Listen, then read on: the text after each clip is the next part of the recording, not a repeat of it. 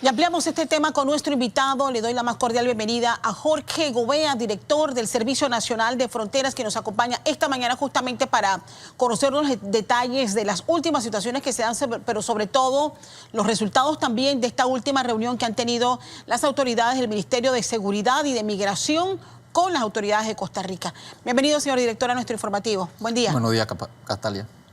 ¿Cuál es la situación actual en este momento en la frontera y la llegada de migrantes, sobre todo a la provincia del Darién? Bueno, el ritmo de llegada de los migrantes, principalmente en las áreas Bajo Chiquito y Canamembrillo, se ha mantenido. Nosotros hemos surtido un efecto en el área del Caribe. Hemos bloqueado el paso de migrantes utilizando la ruta del mar. Ahora la mayoría la estamos concentrando en el área de la entrada Bajo Chiquito y Canamembrillo.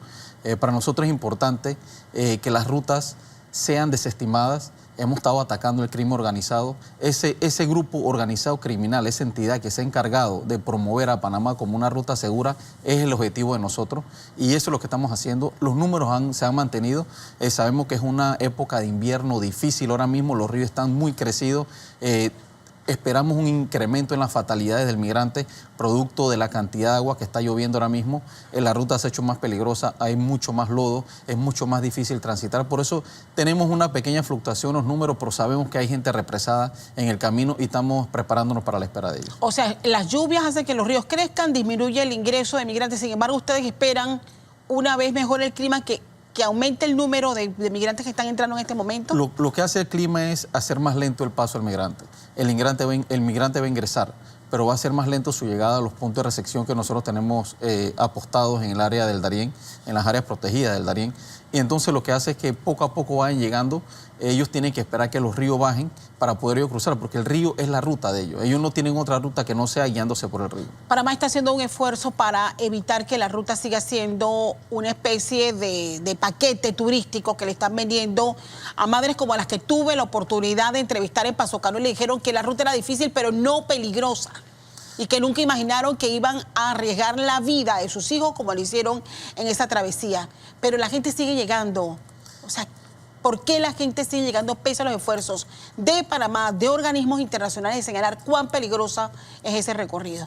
El crimen organizado se ha dado cuenta de que jugar con la mente de los migrantes, engañarlos y venderle una falsa esperanza de utilizar Darién como una ruta segura es mucho más lucrativo. Este es un negocio que le deja 700 millones de dólares al crimen organizado, específicamente el Clan del Golfo en el área del Golfo Urabá. Eso es algo que nosotros hemos medido, es algo que nosotros estamos estudiando y estamos de manera regional buscando una solución para que Panamá primero, el área de Darién, sea desestimada como una ruta por el migrante y nosotros ser contundentes con todos esos coyotes que intentan ingresar, no solamente en el área del Caribe, en el área selvática, sino también en el área del Pacífico de Panamá y ponerlo a orden de las autoridades competentes. Ahora bien, hablemos del Clan del Golfo y por qué se ha convertido en el dolor de cabeza para poder frenar este flujo de migrantes. Porque en la frontera de Panamá con Colombia hay una zona gris. Esa zona gris está escasa de presencia de la fuerza pública. A ausencia de la fuerza pública, el Clan del Golfo asume el trabajo que tiene que hacer el Estado en materia del control migratorio.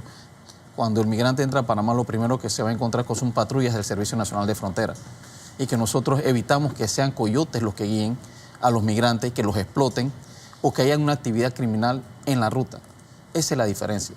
Ausencia del gobierno, la actividad criminal se incrementa y es lo que está pasando en el lado de Colombia. Estamos hablando de ausencia del gobierno colombiano en esas zonas grises que ustedes bien describen. Así es. O sea, y es cierto que esta gente le llega con paquetes, que hay paquetes de $600 o de 500 que te incluye un guía experimentado, una ruta más segura, la carpa, botas de caucho, un kit de medicamentos. Tú lo has descrito correctamente. Entre más pagues, menos camines. Las rutas más costosas son las rutas del Caribe, son las rutas de agua. Esas son las rutas que nosotros estamos atacando. Y las rutas que pagas menos son las que vas a tener que caminar más días. ¿Qué es lo que nosotros estamos haciendo? Es evitar que el fenómeno migratorio se esparza por áreas que no han sido impactadas por la migración, que no han sido contaminadas, que las comunidades no han sido influenciadas por este tipo de actividad, que al final degrada el tejido social. Y ese es el trabajo de nosotros. ¿Qué cosas han cambiado en las comunidades que habitualmente, o sea, yo recuerdo un Bajo Chiquito, un caserío, un río hermoso, los indígenas viviendo en sus tambos, los niños bañándose desnudos libremente en su río. Bueno, o sea, eso desapareció. Me han dicho, si tú vas a Castalia a ver qué es Bajo Chiquito hoy, pues no existe. Y lo mismo está pasando ya en otras comunidades. El Bajo Chiquito que tú conociste no existe, Castalia. Todo lo que era de tambo ahora es concreto, ahora es zinc. Ya las escuelas están saturadas porque el migrante en una comunidad de 300 personas, que tú tengas 2.000 personas llegando diariamente, eso crea un bullicio, crea una alteración. Las actividades normales del indígena han sido trastocadas, han sido transformadas.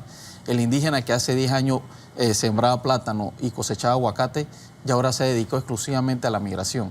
Entonces, al lucrar de la migración, el hijo que tenía que estar en una escuela ya no está en la escuela, está ayudando al papá a hacer las actividades comerciales porque encuentran en la migración una falsa economía que le genera mayores ingresos de lo que hacían antes. Entonces, todo esto es la influencia maligna de la migración sobre nuestras comunidades, aparte de toda la contaminación que ha generado, todo el daño ambiental, todo el trastoco social a nuestras comunidades indígenas.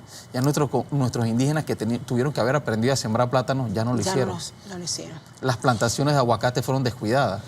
Y si pasa algo que influencie el cambio de una ruta migratoria, nuestros indígenas van a quedar desamparados, porque lo que les generaba ingresos ya no lo van a tener. Y eso es algo que nosotros estamos viendo con luces largas y es parte de la influencia del fenómeno migratorio. Yo sé que no es su responsabilidad, señor director, es responsabilidad del gobierno a través de Cancillería, a través del Ministerio de Seguridad, del propio presidente Cortizo, quien se manifestó de la forma que lo hizo en la reciente Asamblea de la ONU, pero algo tiene que hacer Colombia. O sea, los esfuerzos que hacemos en Panamá es simplemente pues, enfrentar lo que se nos viene, porque usted bien nos señala, esas zonas grises no son controladas y el Clan del Golfo tiene control absoluto del movimiento de lo que allí ocurre. Sí, Panamá es una víctima en este periplo de los migrantes. Nosotros hemos hecho los esfuerzos regionales, estamos tratando de acercar. Parte de eso es lo que vimos el fin de semana con el ministro de Seguridad de Costa Rica, porque nosotros de manera conjunta estamos tratando de tomar medidas que saquen al migrante del crimen organizado y que lo ponga en control del gobierno. Ahora bien, hablemos del Clan del Golfo y una de las informaciones que hemos estado leyendo en publicaciones es que definitivamente el Clan del Golfo ha migrado a otro tipo de actividad, ha dejado de traficar droga para traficar migrantes. No es tanto como que ha dejado de traficar droga, ellos se mantienen, esto es un ente criminal, ellos tienen varios brazos. Al ver y aprovechar la oportunidad del fenómeno global migratorio y de la inestabilidad en los países de la región, principalmente Haití, Venezuela y Ecuador, ellos se han dado cuenta que esta es una forma de lucrar. Es un negocio muy lucrativo. ¿Cuánto aproximadamente, si por ejemplo, nada más este año van 390.000 que han cruzado la selva? ¿Cuánto representa eso, un aproximado? 700 millones de dólares. Ese es un negocio, una actividad criminal que le representa al Clan del Golfo 700 millones de dólares. Por eso que ellos han diversificado y han promovido este tipo de actividad. Y nosotros como país hemos sido parte de somos víctimas en ese movimiento. Mire que con usted, y como decía esta mañana en la radio, no lo planificamos, pero su visita y su designación por parte del ministro para que nos acompañara esta mañana ha coincidido con la visita de gente que ha llegado de Jaque y que está allá afuera. Porque es gente que viene a hablar de la otra cara de la crisis migratoria. Es Darienita preocupado por lo que usted bien describe. ¿Cómo impacta a las comunidades darienitas esta crisis migratoria? Y Jaque, que no está acostumbrado hasta en los años 80, que Jaque empezó a recibir migrantes producto de la guerra en Colombia que salían desplazados. Ahora están viviendo lo mismo con una nueva ruta. ¿Por qué de la nueva ruta ahora por Jaque? O sea, no es nueva. ¿Por qué se ha incrementado la llegada de migrantes por Jaque, que no está en parte de la ruta regular que ustedes controlan? Bien, cada ruta obedece a un fenómeno distinto, principalmente a nacionalidades distintas. Lo que estamos encontrando en Jaque es producto de la política de cielos abiertos de Ecuador. Migrantes chinos llegan a Ecuador sin necesidad de visa y empiezan a alquilar botes por las costas del Pacífico hasta llegar a Jaque. Y eso es lo que nosotros estamos detectando ahora mismo. Incluso alquilan vuelos charter desde Medellín hacia el área de Jurado y de ahí entonces utilizan botes para poder Es una ruta cruzar. VIP, por utilizar un término. Es una ruta bastante costosa.